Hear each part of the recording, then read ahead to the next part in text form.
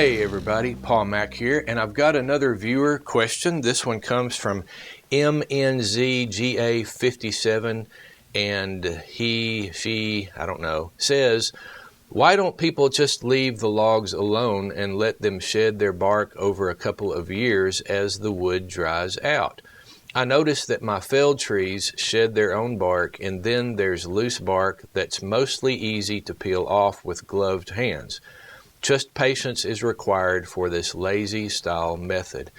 And yes, MNZGA57, pines do work well with that method. You could just leave them out in nature, out on the ground, or preferably up off the ground, and given enough time, I don't know, maybe a few months, like 4 or 6 months, that you will find that bark comes off very, very easily. And poles that you're using for rafters, like the rafters that I use in my little milking shed for my cows, you'll find that the bark comes off very easily.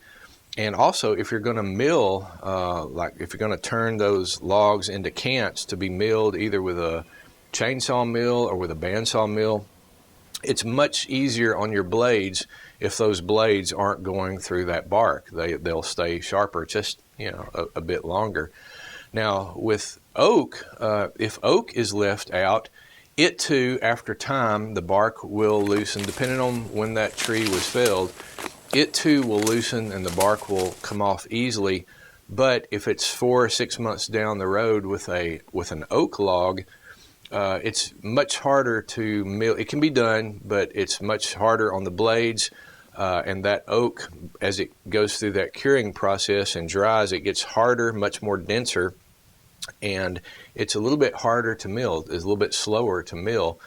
So that method is not quite as good with the oaks if you're wanting to mill those oak logs. Pines are best milled after they have sat around for maybe 6 months or so, because the sap has a tendency to, I don't know where it goes, I guess it dries up or whatever, and with less sap, those blades run through pine almost like a warm knife through warm butter. Here's an interesting thing to note.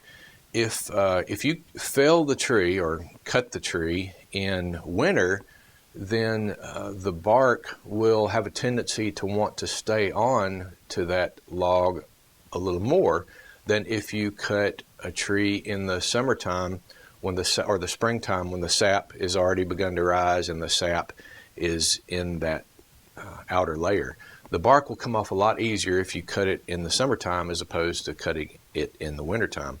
And there are certain times where you may want the bark to stay on something if that lumber or that log is going to be left out of the weather.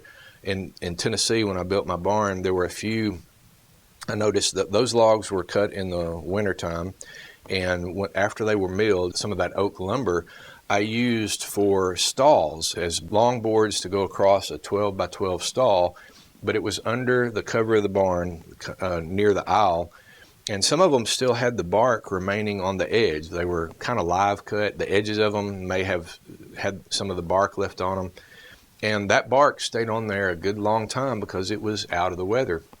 With my shaving horse that I built that out of red oak, and just to give it that rustic appearance, the log was cut in winter, so the bark tended to stay on.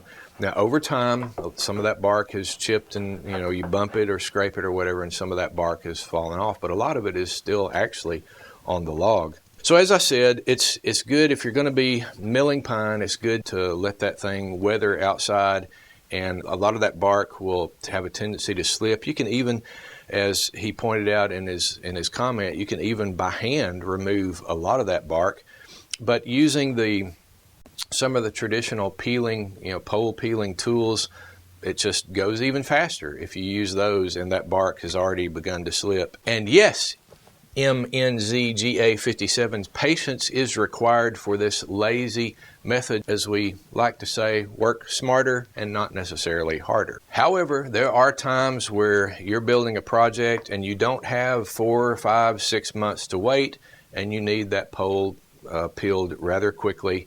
and you may have felled the tree in winter or summer, but you've got to have that thing peeled immediately. You're building, you're in the middle of a shed or a pole barn project, and you need those rafters and you need those poles peeled. Then by all means use the traditional tools. They'll certainly work for that, whether it's a draw knife. Some people like to use a draw knife, or the heavy pole peeler on it looks kind of like a straightened out hoe. And I have used a broad axe to peel poles. Even while the tree is still standing, before I even cut the tree, I've used a broad axe to peel the bark off a pole, and it works really well. You may ask, well, why take the bark off at all? Well, generally it just gives it a little more longevity because bugs and some boring insects tend to get under that bark and have a heyday. And also, it depending on the humid environment that pole is going to be used in, whether it's outside or under a shade, it can prevent some rot. Think about if you're wearing a heavy coat, insulated coat in summertime, you know how rank that can get. It's sort of the same thing. You want to take that coat off that pole so that it's not red wasp. You want to take its coat off so that it can breathe better and the insects don't have a fun place to run around doing their damage. Now, if you have something to add to the discussion about removing bark from a pole or a log, add it in the comment section below. But maybe you've got a question has nothing to do with trees, bark, or peeling poles. Maybe you got another farm question that you'd like discussed on the Farm Hands Companion Q&A show. Just leave it in the comment section below. If I like it, we'll do it in a future show. And also, you might enjoy going back and watching my video on peeling poles, the various ways to peel poles. I'll have that link in the description below and maybe here at the end of the video. So, until next time, I'm Paul Mack. I'll talk at you later.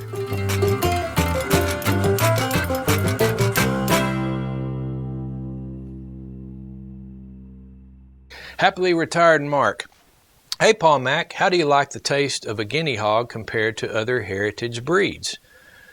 Well, Mark, I'm kind of ashamed to admit this, but I like pork.